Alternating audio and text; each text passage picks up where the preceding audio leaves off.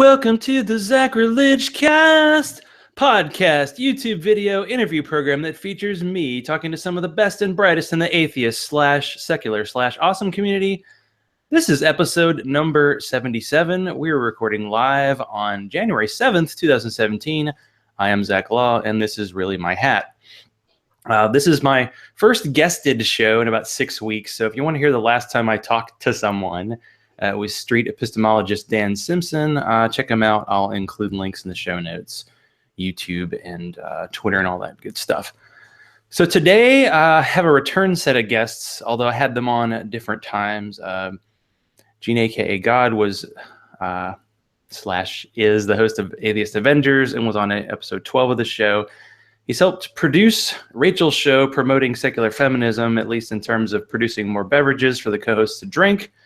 Rachel, a.k.a. Miss Behavin, was on episode 29 to promote her napping but not yet gone to a farm podcast, Promoting Secular Feminism. Princess Sparkle farts, we need you more than ever, so hopefully the return will be soon. We're here today to promote the conference of the year, ReaSonCon 2017, which will be held in Hickory, North Carolina on April 21 to 22. First of all, I just want to say thank you for doing the show on the weekend. I hear you had a little more weather than we did in Atlanta last night. A little bit, yeah. So far, nice way to put it.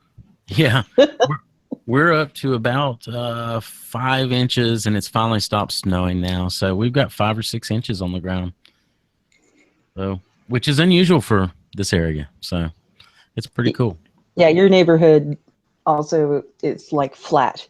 I have about 1.5 feet, and I live on a hill with a sharp left turn at the end. It's scary. Yeah. I'm stuck here for a while. I have trouble getting out of your driveway when there's no snow. So yeah, that's true. Yeah. So where are you two located in relation to each other? And then maybe to Hickory, then we'll have to explain to people where Hickory is, but we'll get there one at a time. I'm about 12 minutes from Hickory. I'm out in the boonies. If you're in Hickory, like where ReaSonCon's going to be, which is the Crown Plaza on Little Ryan Boulevard, I am about 12 minutes west, so toward the mountains, which means we have a lot more hills. I am literally 2 minutes from downtown. I live right in a historical neighborhood, right off downtown. So I strategically planned that way because some of the best bars that we have around here are downtown. So walking distance from those bars was a driving factor in my choice of home. I like the way you think.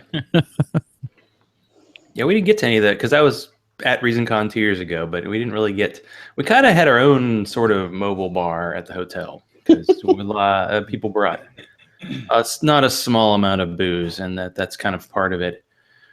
So I'm not sure if Rachel or Gene, whoever wants to take this question, what kind of is ReaSonCon? Like, what was the idea behind starting it? And just, how did it go from like idea to starting out? Because this will be the third one, 2014, 2015, and then this year.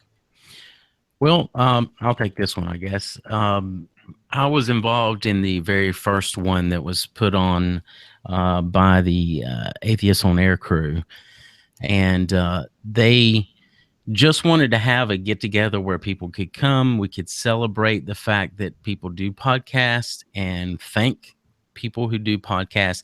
So it was from the inception, it was a very podcast-centered conference. And I've often talked about why that is. And this I had this whole philosophy before I was a podcaster. I know a lot of people think that because I'm a podcaster, that I'm putting on a conference for myself. And it's not that. The podcasting came after the fact. But when you have a medium like podcasting that people can literally experience in a very personal way. In other words, we all have portable devices with headphones. You can listen to an audio only something and it'd be a very private thing for you. So a lot of people who are coming out of religion or are going against what their family believes, they start with something that they can just listen to. So they'll start with podcasts. So that ends up being the first bit of information that they gather from other sources other than their preacher or their parents or whatever. Because it can be a private thing. You know, you think about it, reading a book. Well, you carry around that book. People can see you're reading that book. You know, I guess reading on your tablet or something could be, but still, you know, people could see. There's a possibility of people seeing this. So I just feel like podcasting can be that private first step that people take. And I mean, you run into so many people that say, I started my journey towards atheism or towards the secular movement by listening to blank podcast.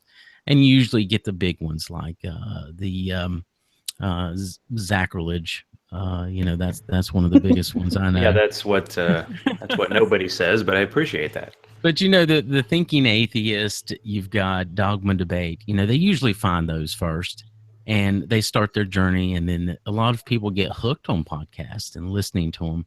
So anyway, I just felt that it was important to continue that celebration of podcasting and these people who get out here, and it's a labor of love because not many people are making a bunch of money doing podcasting. I know I'm not. But yeah, you know, with cash.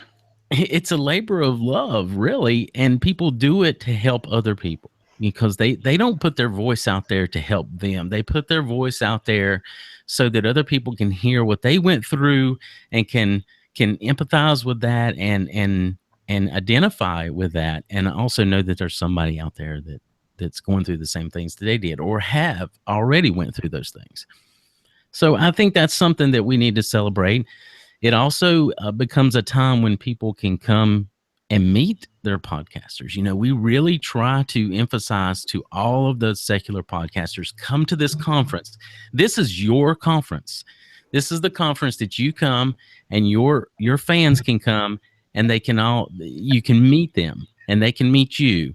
And it can be that personal experience. So that's kind of what my vision of ReaSonCon, and then also the activism part of encouraging people to support the secular movement and not be. I think we can all agree that we saw a apathy during this last election, especially within the liberal or secular community, that we need to get people fired up.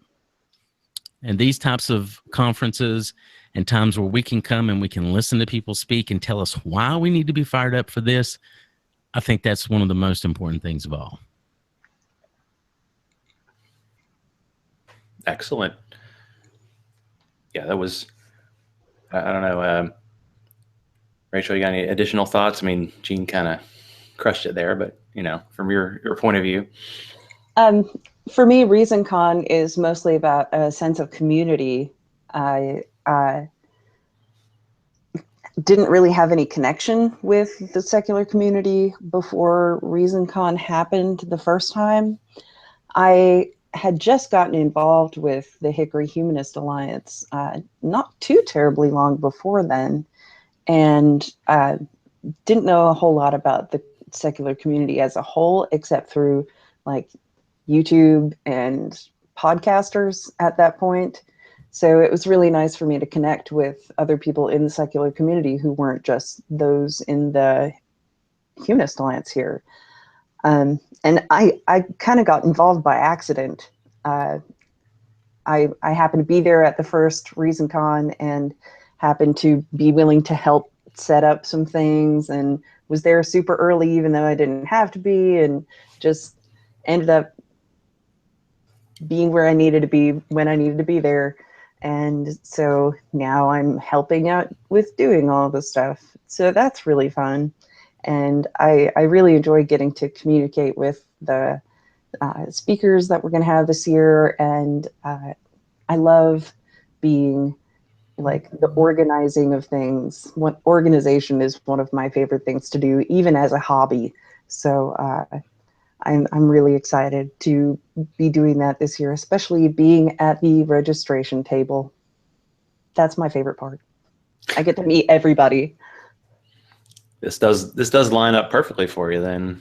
Yep. So the first year, like how I found out about the conference was based on Bobby C. No Religion Required doing the drunk casting from the first year. Right. Do you think that officially kind of put the conference on the map?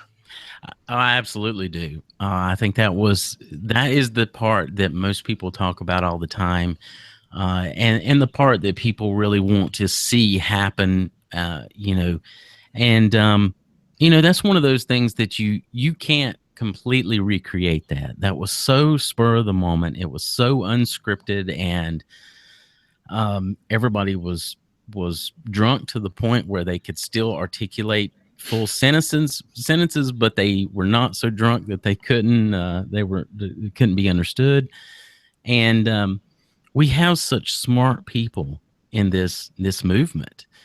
We have people who have such good things to say, and a lot of them say it in such a funny way that I think that drunk cast was absolutely what really kind of kicked us off and allowed us to do it again. And then the fact that we drew in more people, and we tried to create a conference that was not so structured that intimacy of getting to meet everybody and getting to actually have that community part of it wasn't lost. And I think we did that the second year. So with this third year, we're just trying to continue all of that and Yeah, to me, see what happens. It feels a lot more like a retreat than a conference in a way, because it feels like everybody's there to bond with each other and to get to know others in the community, not just to hear the speakers and take that in and leave without ever having socialized with each other or networked with each other as far as like podcasters and stuff goes. So you really get a lot of contact with the other people who are there, including the speakers. Yeah, it doesn't. I don't know, because I haven't been to a lot of conferences, but I know if you have somebody who's a well-known name, maybe they're not that approachable. But you were just hanging out basically at the conference. That was the feel. Yeah. And probably the hosts of the conference may not like it, but there were some people who may not have actually watched any of the speakers. They just hung out outside and talked to people because that worked for them. So you have many options to enjoy it. No, and that doesn't bother me a bit. If people want to come and hang out and just mingle with people and not focus their brain power on understanding or listening to the speakers, I don't have a problem with that. I mean, they paid for their ticket price. They can do whatever they want. We bring the speakers in because we want to have that bit of information. And this year we're having kind of a science based, so we've tried to make the speakers more on the science spectrum than the purely secular spectrum. And we've got Lawrence Krauss, which of course he falls on both, but more on the science part. And there's a lot of people who are just interested in meeting him and being able to actually say, "Hey, how are you?" and shake his hand. And it's important to keep that up. But we do have plenty of people that appreciate and listen to the speakers as well. So I think that aspect is important. But hey, you come, you do whatever you want to do at ReaSonCon. As long as you're not acting up or causing trouble, you're welcome. Well, I can act up, but I will try to not cause trouble. There's always a fine line. So what are the kind of the details? Because I just said generally, okay, it's the 21st and 22nd of April, but kind of when does it start? What are some of the events going on? What do people have to look forward at this conference? Rachel, you want to take this one or you want me to? Well, we will have On Friday night, we'll have the VIP dinner, which is always a highlight of ReaSonCon. That last year was where the Roast of God took place. It is just a really nice dinner where everybody gets together, and there's usually a few speakers, just as far as like an award for, what is the award called again? I always Champion of get it Reason. wrong. Champion of Reason Award. Yes, that is presented. Shelley Siegel is going to be playing. Is the God Awful Movies, is that happening at the VIP dinner, or is No, that? we did the God Awful Movies on Saturday night instead of Okay. Friday night. So because that way anybody who has just a general admission ticket will be able to experience that Yeah. and be there for that. And also we've got with Shelley on Friday night, we figured we had enough to take up that space because Yeah, she's great. I yeah, can't wait to actually hear her where I can hear her, because I was at Reason Rally and she was playing, but I couldn't really hear her very well. Right. And I'm really excited to get her on Promoting Secular Feminism in the hopefully nearish future, when it comes off of hiatus. But so Friday night we'll have VIP dinner. So if you have a VIP or VIP plus ticket, then you'll be able to come to that dinner and just have a good time. And a lot of times the best part of it is just that it's so laid back, and you can kind of mingle and meet some of the speakers that you're interested in seeing the next day, but also meeting a lot of people who are going to be at the conference itself. Then on Saturday, we usually start about 10 a.m. with the speakers. So if you're concerned about like getting a hotel room or something, you can still get there and be there on time for the first speaker, because it's usually not too early, because we understand some people at the VIP dinner may have already gotten themselves drunk enough that they have a hangover on Saturday morning. So we usually start at about 10 a.m. and then we've got speakers until lunchtime. So we'll probably do that at about noon or 12:30. And that'll be lunch on your own. And there are some great restaurants in the area to check out. I will also be recommending places that have craft beers on tap, because we are just down the road from Asheville, North Carolina, which is craft beer capital of the Southeast. And we've got some really, really awesome bars and places to eat around here. So I would definitely check out some of those. And then we'll have speakers again in the afternoon, and then we'll have dinner on your own. And then we'll have the God Awful Movies somewhere in there. And then there will be an after party, and it is going to be crazy awesome. Yeah. Then on Sunday, if anyone's interested, there's kind of an unofficial after party that I'm going to be hosting to go see a production of A Midsummer Night's Dream that my husband is directing. That's A Midsummer Night's Roller Disco. So it's going to be amazing. Wow, that's a big one.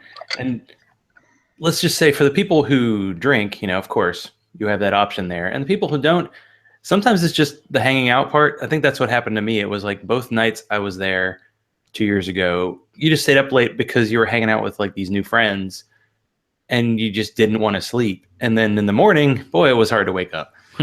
Yeah. So the relatively later start on Saturday is probably a good move. Yeah. So you mentioned just being there. You get so overwhelmed with excitement and stuff that you end up just dead tired the next morning. And there's usually like snacks and stuff, coffee, water, that kind of thing the next morning. So that helps too. So you mentioned some of the guests, or who are the guests, or who are the speakers, performers? And then of course you have to tell the audience who your favorite is, because clearly you have a favorite, right? Not possible to do. All tied for first. I like that. I have a favorite. Well, the very first, I'm going to refrain from saying a favorite just to make sure that I keep everybody happy.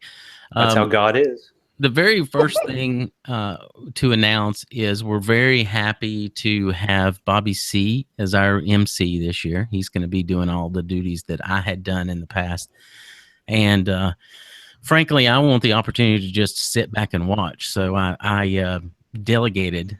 That's a good way of saying I passed the buck, but I delegated those duties to somebody else. And I'm really excited about him being able to do that, because I know that he has a special, I guess, investment, you could say, into ReaSonCon, because he loves it so much. It was, one of his first conferences, like it is for a lot of people. So, but then our speaker lineup, we've got Lawrence Krauss as our keynote. We don't have the schedule put together yet, so I'm not doing these in any particular order. We're very excited to have Miss Callie Wright coming and speaking to us. And again, keep in mind that we are kind of looking towards a science-based theme. So all these speakers are going to be, their speeches are going to be towards science-based things. So I'm really excited to see the talk that Callie comes up with, because I've kind of got a brief, some information about it, and I think it's going to be very interesting. We got Matt Delahunty and Aaron Raw. It's going to be hanging out with us and talking to us. We have a scientist by the name of Jim Craig. He's actually a local guy that's been doing a lot, and I'm excited to hear from him too. Then, of course, our music guest on VIP. Now, keep in mind, you have to have a VIP ticket to be able to see Shelley Segal. If you don't get that VIP ticket, now there's no extra charges on top of that. Your VIP ticket gets you the dinner, and it also gets you the concert with Shelley. So make sure you get that VIP ticket so you can come see her. So And it includes includes to jump in just real quick. So what are the levels of the tickets then, and the price? We try to keep it simple. We've got the standard ticket, which includes all day Saturday. That includes God Awful Movies. There's no extra charges. You're not going to show up and to get into God Awful Movies, you're not going to have to pay an extra price. The standard ticket gets you into the party. It gets all the speakers all day Saturday. To experience anything on Friday night, which is the VIP dinner, the awards banquet type of thing, and the Shelley Segal concert, that includes all of that. So the VIP ticket includes Friday night and all day Saturday. And then we have a VIP plus ticket, which just simply includes some half price. Well, when you balance it all out, it's half price drink tickets. So it gives you 5 drink tickets, and you don't have to pay for your first 5 drink tickets because you've already paid for them. And by buying them early like that, you get them at half price. And if you're going to drink liquor at any point in the conference, you're going to want that, because they have really overcharged for whiskey. Yeah, because, there's... It's a hotel. It is a hotel, and when you do something in a conference center / hotel, you don't have any choice of who gets to supply the food or the beverages or anything. The hotel has to do that. That's part of their deal. Now, the Crown Plaza has been really good to us, and they did a good job, except for, let me go ahead and bring this up now because I know people have it in their mind. The bar situation at the after party last year was a disaster. I'll admit that right now. We were supposed to have 2 bars set up, and they only set up one by mistake. And by the time I ran around and tried to get another one set up, it was just too late once I realized the problem. So apologies to everybody who felt like they got cheated on the bar situation last year, because we had a long line at the bar. I can promise you that's not going to happen this year. If everybody remembers the center that we were in, if you went last year, we're not in the actual hotel itself for the after party. We're in a separate building, and we're going to have a bar in the room that has the music and all that. And then out in the hallway, and there's a big foyer area, I guess you would call it, we're going to have 2 more bars set up out there. Because a lot of people, if they're not taking part in the music, because when you're in that one room with the music, it gets loud and the lights are going and everything. So if you're not participating with that, you're out in the hallway conversating with somebody and mingling around. And so we've got 2 bars scheduled to set up out there. That's going to help that situation immensely. You don't have to go all the way back into the room to get your drink. So I'm very excited about that. I made it very clear with the hotel, this is going to happen this year. And I'm going to make sure that gets set up, because, people were aggravated, and they had a right to be, because it was long lines and we didn't intend to have that. So, so that's a problem that popped up that we corrected for this time, and just really excited about getting everything going. So did I explain the ticket? I know I went above and beyond. I can do the ticket levels if you want. I've got the ReasonNC.com pulled up right now, and currently the tickets are cheaper than they will be later on. So you've got the standard admission, which includes the events all day Saturday, which includes the after party, the God Awful movies, and the speakers. That is currently $75, but regular price is $85. So if you get your ticket now, you get $10 off of it. And then we also have VIP, which includes all the stuff that was in the standard ticket. So that includes all of Saturday. And then you also have admission to the VIP dinner the night before. And that includes the concert with Shelley Siegel. And that is currently $115, and it will be $125 when the sale goes off. And then we've got the VIP Plus, which has the drink tickets included, as well as sorry, let me interrupt. The sale prices are actually off now. I'm not sure. Oh, okay. Yeah, the sale prices was the early registration prices were only till the end of the year. So we're into the regular prices now. Okay. So the standard right now is $85, and VIP is $125, and then VIP Plus is $140, which includes 5 drink tickets. It includes the VIP, everything that was on that ticket, as well as everything that was included in the standard ticket. And it's listed on there as that.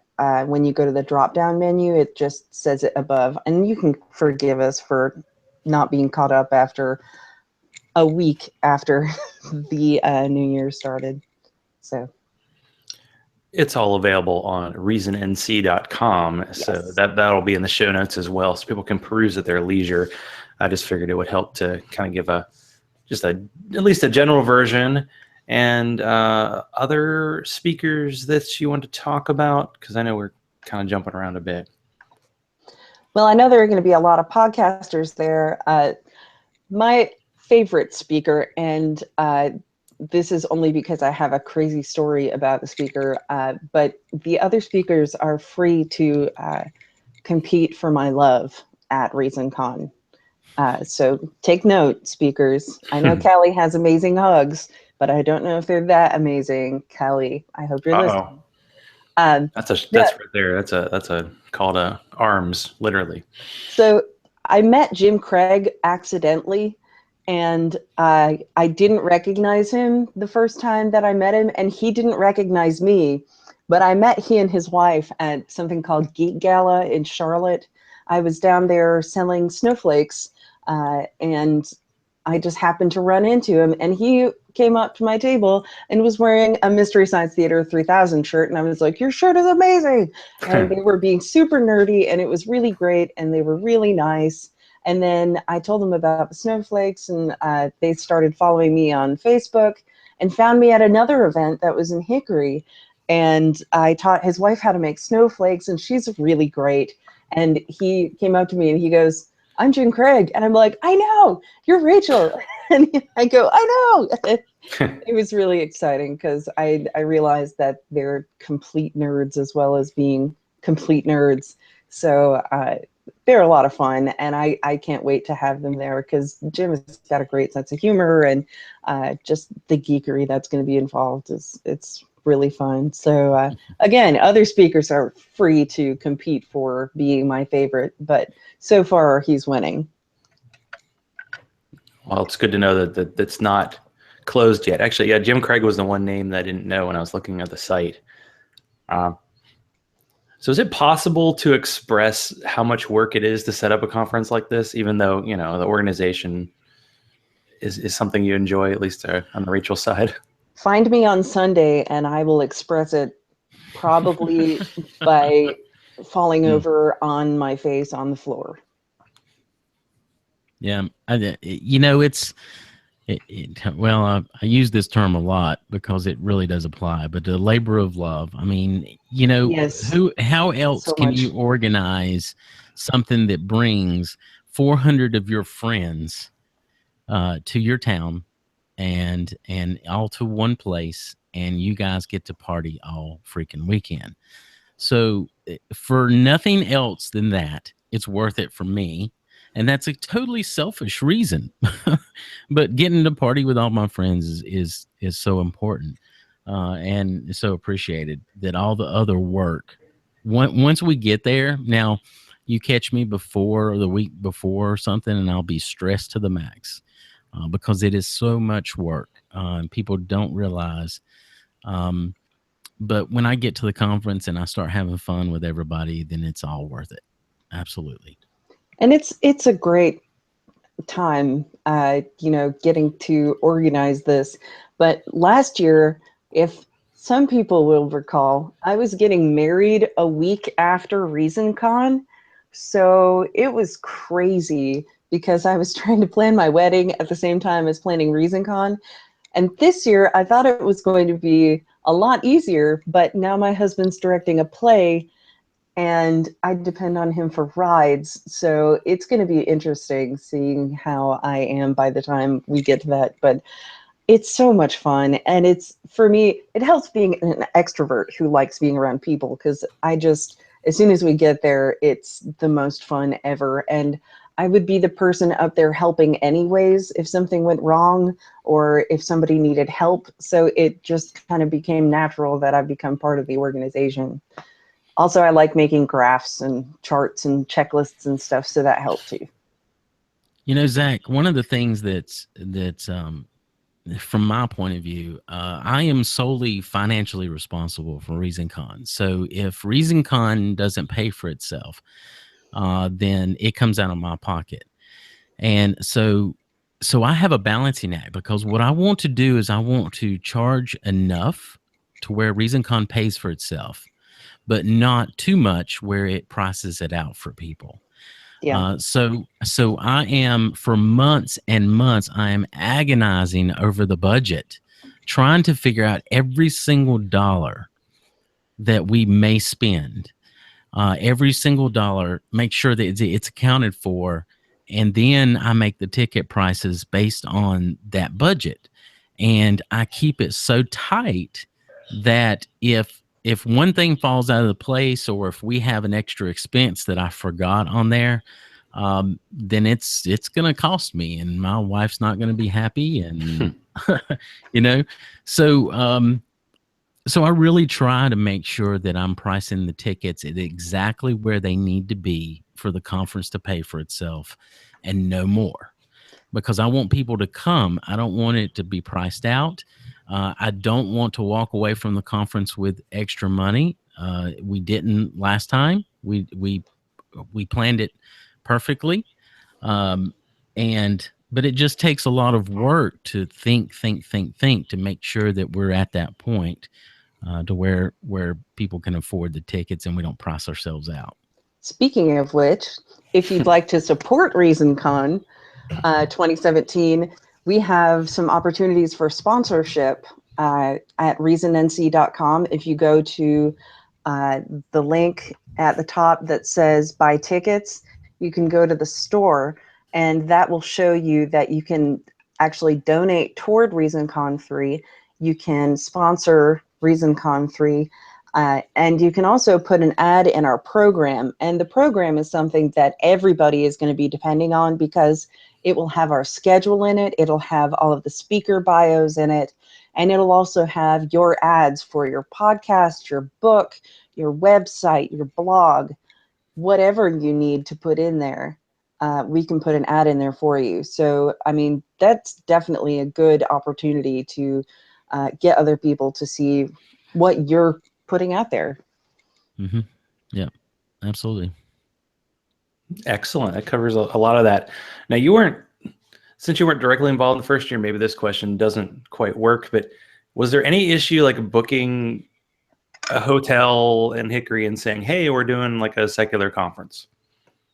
Surprisingly not. The Crown Plaza has been really, like I said, really good to us. The lady who's in charge of the booking these things is the same one I've been dealing with for 3 years now.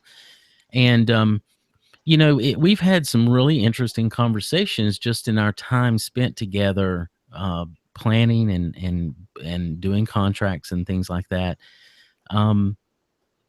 She, you know, she doesn't necessarily agree with our beliefs. She's got some different ones of her own, but she respects the fact that we have a right, and she's running a business, and we have the right to be there if we're paying to be there.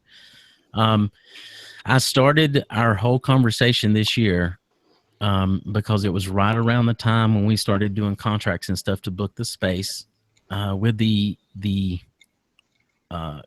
conversation about HB2, which if you don't live in North Carolina and you don't know what HB2 is, it is what everybody's referring to as our bathroom bill.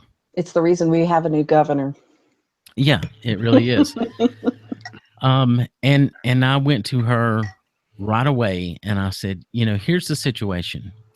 We have LGBT people coming to our conference, and we want your reassurance that no one will be harassed when it comes to bathroom usage or anything like that.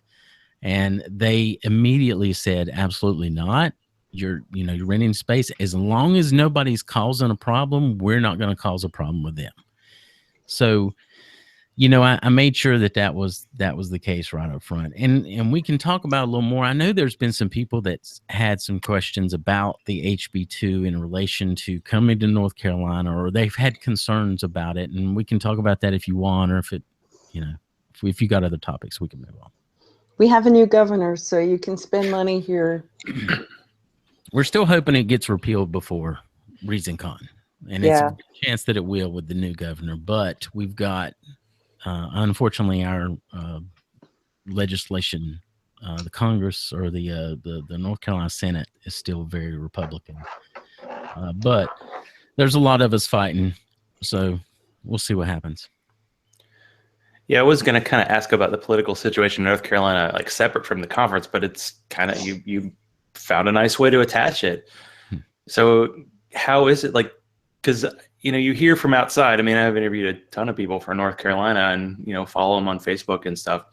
So I kind of have a feel for what's happening there. But so you elected a new governor, but then you kind of have Republistan going on. Yeah. Are they still like limiting the power of the governor just because the governor doesn't have an R next to their name? Well, they're trying to. The thing is, and when I first started becoming, just a brief history, I won't go through all of it. If anybody's ever listened to any podcast I've ever been on, they've probably heard this from me before, so apologize if you're hearing it again. But when I first started as an activist, I was outed against my will by someone I went to church with years and years ago. Found out, you know, he saw me on a Facebook post, and he decided to tell everyone who wouldn't necessarily see that Facebook post because it was in a private group in a conversation. It was kind of a debate group type of thing. He decided to send messages to everybody and out me as an atheist. That just kick-started my activism and my drive to really get out here and support the secular community and the secular ideas, to make sure that our children wasn't being forced to adhere to religious influence, because our schools should be completely secular. There's no question. Our government should be secular. So there's a lot of work to be done, especially in North Carolina. We are the South. So one of the things that people would come to me and they'd say is like, well, and on both sides of the spectrum, they'd say this. People would come to me and say, well, why do you stay there? Why don't you move to an area that's more progressive? And my simple answer to that, and it continues to be my answer, is they don't need me in those areas. They don't need me. We have to change what's happening in North Carolina. And the only way for me to do that is to be in North Carolina and actually work towards that change. Because if everybody who wants to see change in North Carolina up and moves to a place that, a progressive place that agrees with them, then guess what? Nothing changes. It stays exactly the same in North Carolina. So how do we, what do we do? Well, I get up and I go to protests against HB2. I stand up at my city council and I talk about LGBT rights. I talk about secularism. I've got several churches that are now asking me, because apparently now I'm the token atheist in Hickory, North Carolina. Everybody's kind of, because I'm very involved with the interfaith groups. And so the word spread around because I'm not ashamed. I'll stand up in front of a group and talk about the atheism and talk about the good things that my humanist group does. And I think that's important for the conversation to be there, because if someone doesn't know an atheist and they've been taught all their life that an atheist person is a monster, then that's the only thing they know. But if someone meets me, or they meet Rachel, or they meet Zach, and they hang out with them, they either have to change their perception of what an atheist is, or they have to, if it's someone who's known you for a long time, they have to change their perception of you. And most likely they're going to change their perception of what an atheist is, especially if you've had a relationship with them and they've known you for years. I've had friends who they're forced to change what they believe an atheist is just because they find out that I am one. I actually have a great example from ReaSonCon last year of that, which was that we had a picnic lunch out at a park nearby and had a barbecue, and we had all kinds of food left over. And I knew that there had been protesters outside the hotel. And on my way back, I saw that some of them were still out there, and it was raining like crazy. And I went up to their truck and just said, hey, I just came back from the lunch that we're having, and I know there's going to be a lot of leftover food. Have you guys eaten? Because I know you've been out here all day, and it would suck if you hadn't eaten anything and you were going to be out here all day. That'd be terrible. And they were like, are you with this group? And I go, yeah. And they said, you're so nice. And I'm like, yeah. And they go, we already ate, but thanks. And what's your name? And I'm like, Rachel. That's me. That's what I do. So they had already eaten, but I thought, whenever we can make those impressions, that's nice to change somebody's mind. And I think that's the kind of stuff that's important for us to bring up because we've had people on the ReaSonCon page ask the question or make the statement, we don't want to come to North Carolina because we don't want to support North Carolina in any way. And I get that, and I respect that. If that's the way you feel, and then you feel like that's your way of protesting what's going on in North Carolina, that's fine. However, I do want you to realize that we live in North Carolina. So we are a part of what's happening here, whether we like it or not.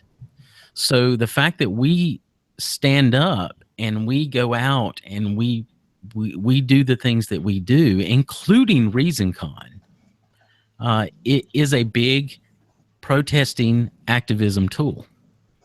And so that's the important reason why people should support ReaSonCon, is because that it helps the fight. It makes, when we have an atheist gathering in Hickory, North Carolina, that brings or a secular gathering, however you want to say it. I don't want to use the term atheist and generalize like that, because it's a secular conference. We're promoting secular ideas, not atheist ideas. There is a difference there. You know, it gets a lot of traction.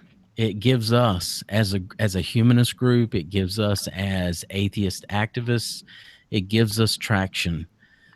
So you know, I hope that alleviates some of the concerns that people may have in coming to North Carolina and spending money in North Carolina.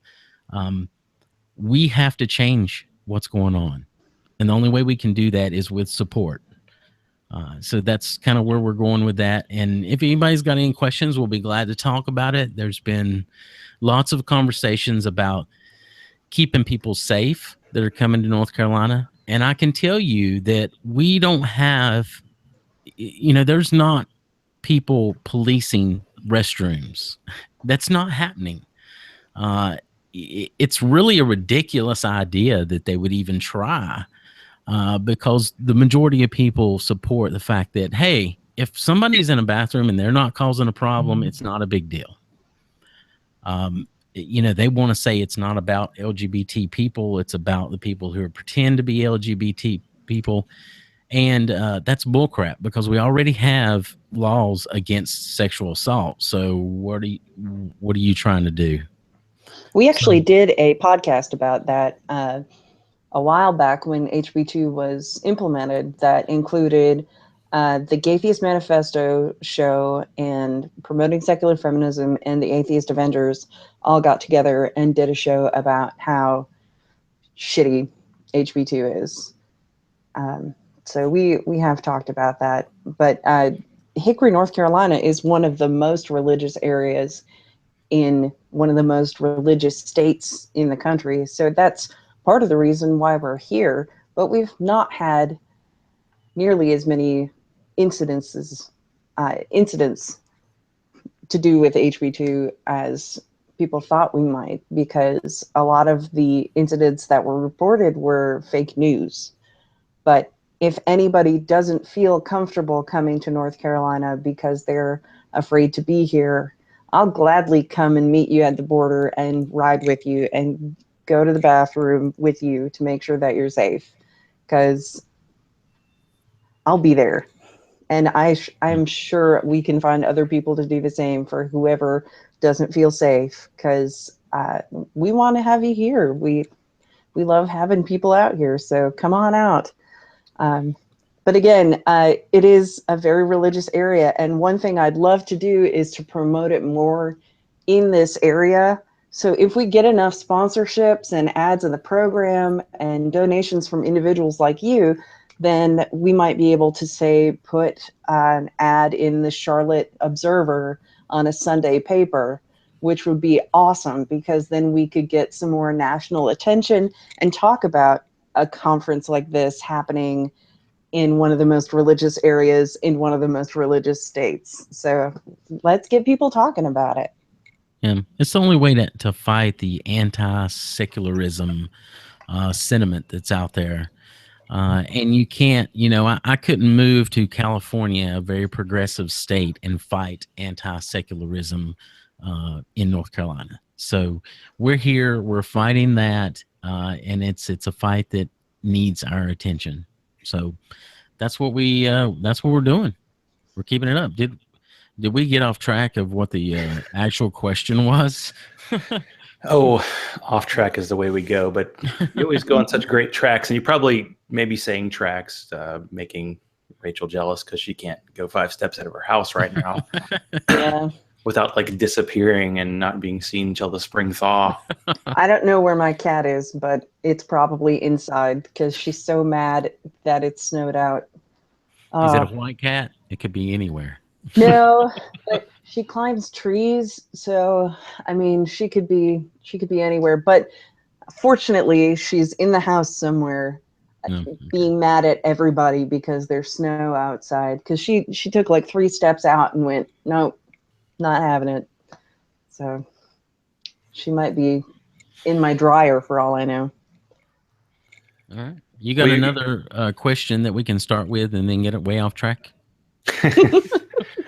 Well, I have a bunch, of course, but I know budgets are, you mentioned how tight your budgets can be for the conference. Now, how can you afford Bobby C's rider for all the Mountain Dew he can drink? I mean, that's really a big expense I think you're going to have. I had to get Mountain Dew to sponsor that, and because they just didn't realize how much he could actually drink. So it's going to be interesting, that's for sure. I'm probably going to have to take out a loan for that, to be honest. I mean, I think that helped kind of get No Religion Required more attention because of that show. A ton of other podcasters were there, and Bobby he kind of gets all the blackmail material because he's like he's not the only one, but he's the one I know that doesn't drink out of this group, and then he gets to see everybody. Well, he's high on Mountain Dew, so maybe it's no different for him. He's the sober guy with the recorder. Yeah, so that's true. He gets all the juicy stuff. Yeah. Well, I know. I feel like Rachel months ago asked me to do a video for ReaSonCon, and because I'm lazy, I never got to do it. So I wanted to just talk a little bit about kind of my own experience. Tell a couple stories. And I realized when I wrote this down, I was starting to write down the names of all the people I met at the conference 2 years ago. And I'm always forgetting somebody. So I know if I start listing names, I can get in trouble, but that's the way it is. So when I first registered for the conference and went up to my hotel room, there was a couple that they were leaving. And in their bag, they had a big book that said Illustrated like Study Bible. I'm like, oh boy, we are in North Carolina, aren't we? That was a moment there. And when I first went down on the second day, I had a shirt I had gotten that was from Paul Sading's old show about the Chronify Me. And I was like, can I wear this shirt? And then as soon as I went down, I was like, oh, everybody's wearing a shirt like this, or at least 25% of people are wearing some kind of atheist shirt. So yeah, you're totally cool. But before I went to the conference 2 years ago, I had met one person at the conference in person.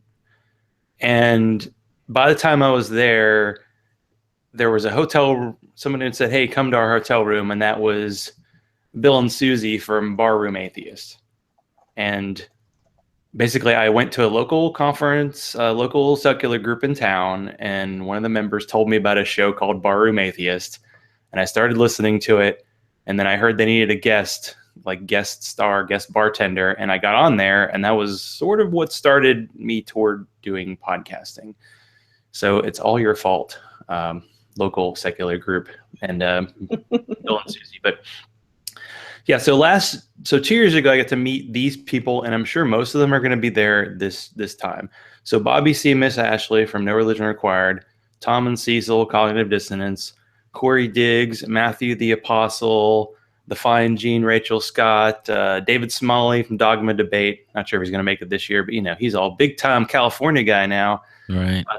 Stephanie Jones, Chris Seethan Heathen, aka Chris Watson, Joe Kindick, Tucker Drake, No Illusions, Heath Enright, Lucinda Illusions, Andrew Garber, Bryce Blankenagel, Deb of Beyond the Trailer Park.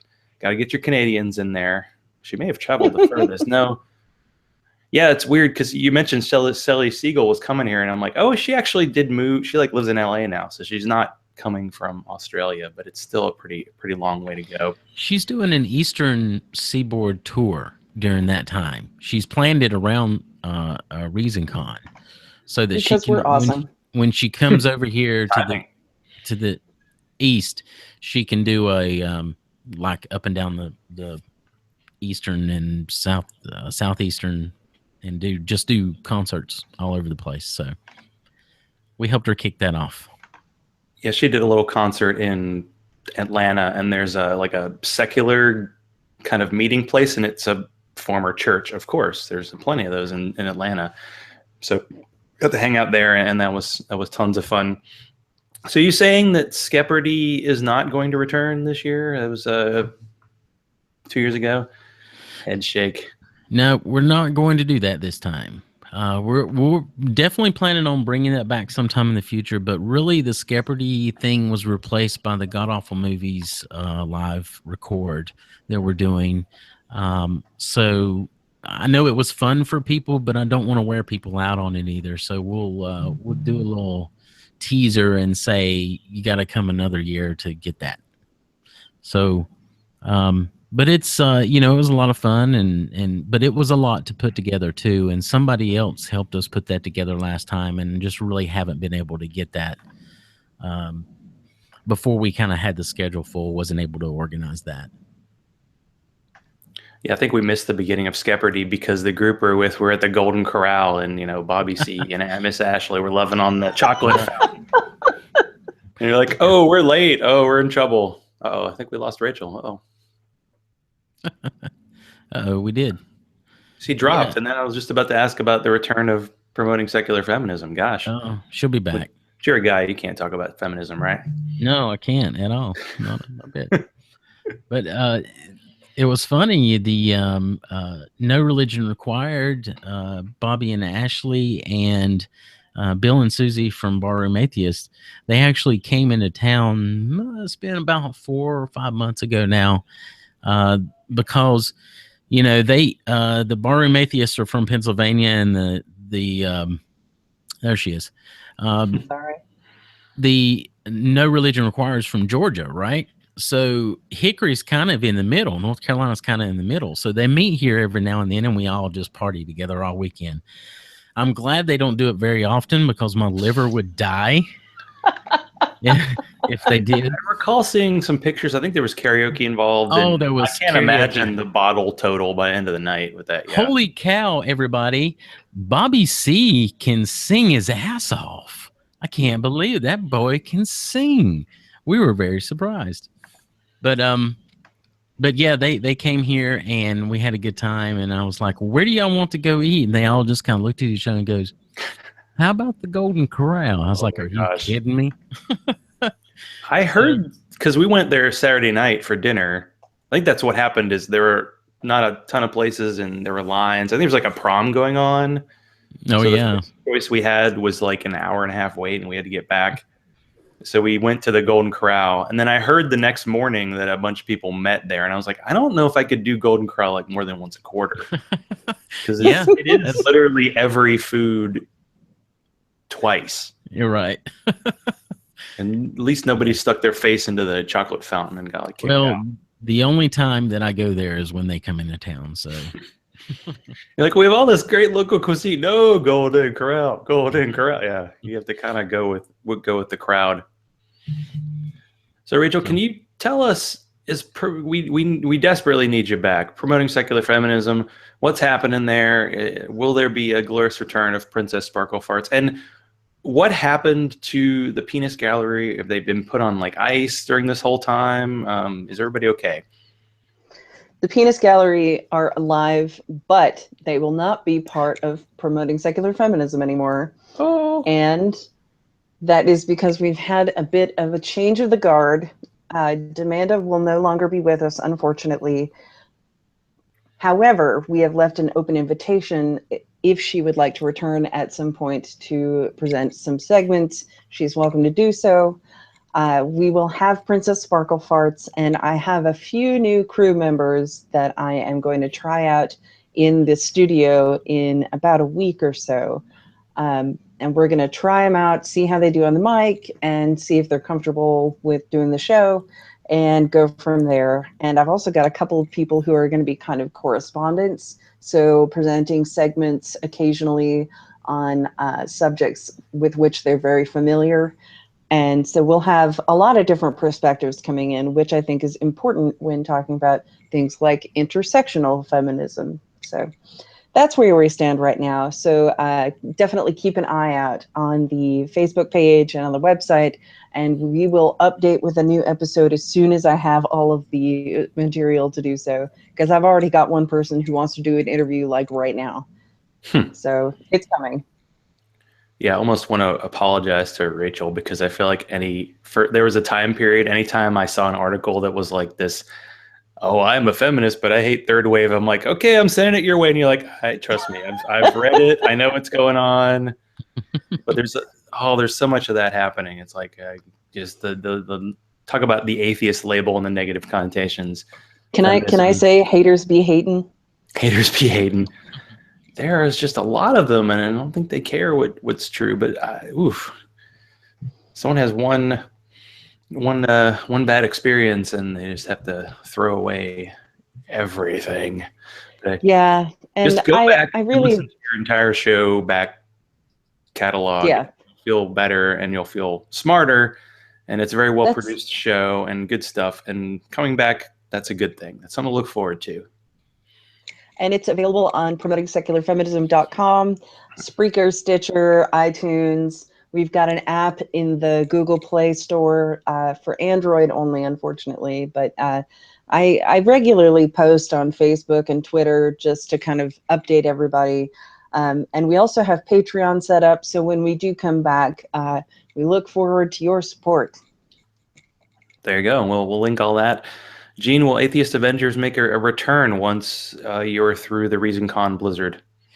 You know, that's a good question. I imagine that at some point, yeah, we'll come back and we'll do some shows. It's probably going to be very sporadic because, well, a lot of people don't know, maybe, but Mr. Wright, who was in the Penis Gallery, he was also Major Mac on Atheist Avengers. So he's the new co-host. So when Demanda Wright got busy, Mr. Wright got busy as well, which meant Major Mac got busy as well. So everybody went crazy. I've been busy with ReaSonCon. So to make a long answer short, which I know is already too late, we hope to come back and do some more shows. We'd love to do that, but no promises at this point. ReaSonCon takes a lot of time, and my work is really busy too. So I understand that. And before we kind of wrap up, will there be a potential appearance of Cash? I know I haven't heard much about him for a while, and he was involved with the first year at the conference. I have no idea. I really don't. I know that each year, you know, he's got an invitation. And there's been people that's asked him to come, but I know he's really super busy too. So I don't know, and he doesn't live as close as he used to. So I can't say. I really don't know. Haven't had an opportunity to talk to him in a while. So if he's out there, he wants to reach out to me, and if he wants to come hang out with us, more power to him. Open invitation. That's what you need. So before we do the whole closing, is there anything that we didn't cover during the show that you want to talk about? We will get all of the ReaSonCon links included in show notes, and we'll spread that out as much as possible, of course. Yeah, just to tell people that we do expect ReaSonCon to, because we've only got a certain amount of space. So we expect it to sell out this year. Ticket sales are way above what they were in 2015 as far as being on track. We've sold more tickets before the end of the year than we had up until like February and March last time. So we've already almost doubled our ticket sales to this point compared to last time. So if you're planning on coming, get your tickets, book your hotel room, get in there and get them to make sure that you get your spot, because you wouldn't want to miss out on this. It's going to be a great time, and I'm just so excited about having all my buddies come and hang out with me. And if you have any questions about ReaSonCon, like you can't get your tickets until a certain time, or questions about like hotel discounts or travel, any of that, feel free to contact us through the ReaSonCon website or through Facebook, which is it's a ReasonNC page on there. And we've also got an official ReaSonCon event page on Facebook. So you can find us on there. And if you send messages to any of those, we will be happy to answer your questions. I don't think I mentioned this, but ReaSonCon, once Promoting Secular Feminism has made its glorious comeback, ReaSonCon is meant to be our first official appearance at a conference. So we'll be there in all our sparkle fartsy glory. There'll be sparkle farting all over the place. I might be dressed as a unicorn. You don't know. There will be glitter everywhere. I think we do know now. We do. Now the pressure's on. Now you have to dress like a unicorn. I have unicorn PJs. Don't tempt me. Yeah. It pretty much turns into a big kind of pajama party at the end. So, especially the Saturday night. If you want to come in their pajamas, anybody can come in their pajamas. I don't care. Unless you sleep nude. You might want to avoid showing up nude. Well, I don't know. Depends on who you are, I guess. Do you know who I am? And this is how the beginning of the end of ReaSonCon. Yeah, let me just say officially, as the organizer of ReaSonCon, I do not promote people showing up nude. It's still against the law here to be completely nude, I think. Yeah. I'll have to check on that. What a fun place North Carolina is. So everybody do support ReaSonCon and get your butt down there. And if you want to support this show, you can be like Bobby, Hugh, and Teody, men of distinction. Support the show on Patreon, patreon.com/Zachrilege. You can follow me on Twitter, ZACHRILEGE. Zachrilege Cast page on Facebook. Send all hate mail to zachrilege.cast@gmail.com. Thank you again to Gene and Rachel for being on today on a Saturday, on a snow day, at least for 2 out of 3 of us. So for everybody listening, stay safe. If you need to chat, I'm available. If you're an atheist and feel alone, you're not alone. Reach out. Let's chat and get that human connectiveness that keeps people coming back every Sunday. Stay skeptical. I love all y'all, and have a great week. Thanks, Zach. Thanks, Zach. Whoa.